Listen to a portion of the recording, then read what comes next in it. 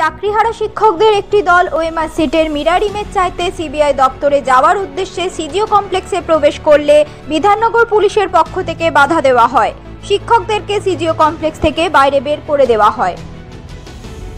Police এখানে আমাদের ঢুকতে দিচ্ছে না। আমরা তো এখানে সিবিআই দপ্তরে অনুরোধ করতে এসেছি যে আমরা যে 23 লক্ষ ওএমআর সিটটা প্রকাশ করুন। এখানে আমাদের কোনো বিক্ষোভ কর্মসূচিও নেই, কিছুই নেই, সেগুলো আমরা জমা করব ওখানে। তা এখন সেটা আমরা অফিসে গিয়ে কথা বলবার চেষ্টা করছিলাম। তা পুলিশ তো দেখছি এখানে ঢুকতেই দিচ্ছে না। কিসের জন্য ব্যারিকেড বুঝতে পারছি। কী কারণে? ওই তো বললাম 23 লক্ষ ওএমআর সিট যেটা সিবিআই এর কাছে আছে সেইটা সিবিআই প্রকাশ করুক, বা আমাদের হাতে যারা চাকরি মামলা করেছেন, যারা পিটিশন, তাদের সেই কপিগুলো দেওয়া হোক। এই নিয়ে এর ব্যাপারে আগে থেকে কি কথা বলা ছিল? হ্যাঁ, আমরা মেল করেছি, আমরা চিঠি মেল করেছি, আমরা দেখা করব সেটাও বলেছি।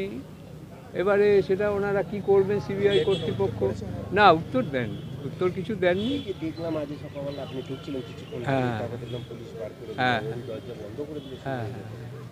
হ্যাঁ, কি বলবো, পুলিশ তো এরকমই করে। পুলিশ তো যেখানে পুলিশ থাকার দরকার, যেখানে মানুষ খুন হচ্ছে সেখানে পুলিশ 4 ঘন্টা বাদে পৌঁছচ্ছে, আর আমরা আসার 4 ঘন্টার আগে এখানে পুলিশ বসে আছে। এই তো পুলিশের চরিত্র।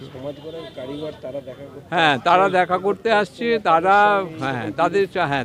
তাদের এরকম ধাক্কা দিয়ে বের করে দিচ্ছে।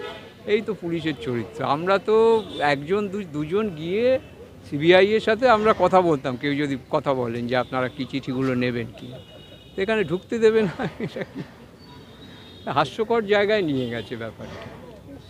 হ্যাঁ, শিক্ষকদের লাঠি মারছে যে সরকার, সে তো এইরকমই করবে। আর এটা তো কেন্দ্রীয় সরকারের একটা অফিস, এটা রাজ্য সরকারেরও কোনো অফিস নয়।